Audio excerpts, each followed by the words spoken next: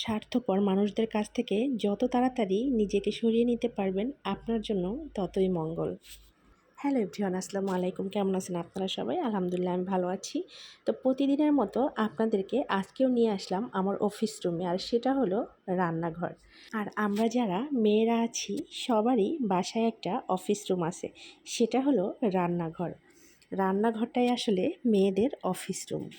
তবে এই অফিসে জব করলে এটার কোনো বেতন হয় না, মানে এই চাকরির কোনো বেতন নাই।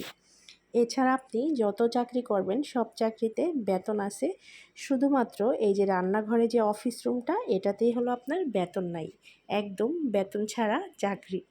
আর এই অফিস রুমে সবার একটাই কাজ, একটাই ডিউটি, সেটা হলো রান্নাবান্না। তো আজকেও প্রতিদিনের মতো চলে আসলাম। তো আজকে আমি শাক রান্না করব। তো আমি 2 পদের শাক নিয়েছি আর সাথে নিয়েছি করলা। আমি আজকে লাল শাক ভাজি করব। আর আমার পছন্দের একটা শাক, সেটা হলো কলমি শাক। কলমি শাকটা আমি অনেক বেশি পছন্দ করি। সেটা একটু ওই যে যেই শাকটা একটু লাল টাইপের হয়, সাদাটা না, সাদাটা আসলে খেতে এত বেশি ভালো লাগে না। যেটা লাল হয়, লম্বা লম্বা ডাঁটা, ওই কলমি শাকটা আমার ভীষণ ভালো লাগে। তো আজকে করলা ভাজি করব, আর ওই কলমি শাকটা আমি চিংড়ি মাছ দিয়ে রান্না করব, আর সাথে থাকবে এই যে লাল শাক ভাজি।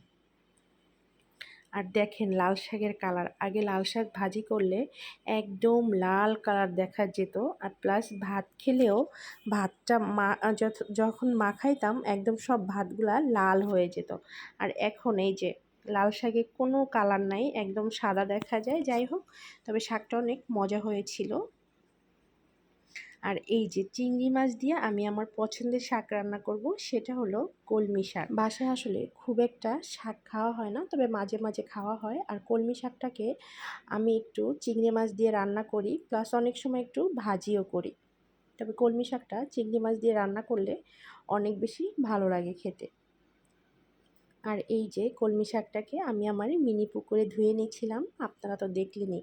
মিনি পুকুরটা বানিয়ে যে কতটা উপকার হয়েছে সেটা আসলে বলে বোঝানো যাবে না। আমি বারবার বলি আমার ভিডিওতে, সত্যি মানে অনেক আপুদেরকে এটা দেখে আমার উৎসাহ হয়েছে এটা বানানোর জন্য। তো বানানোর পরে আমার এত মানে উপকার হয়, সব ধরনের কাজ আমার জন্য একদম ইজি হয়ে গেছে এই মিনি পুকুরটা বানানোর পরে।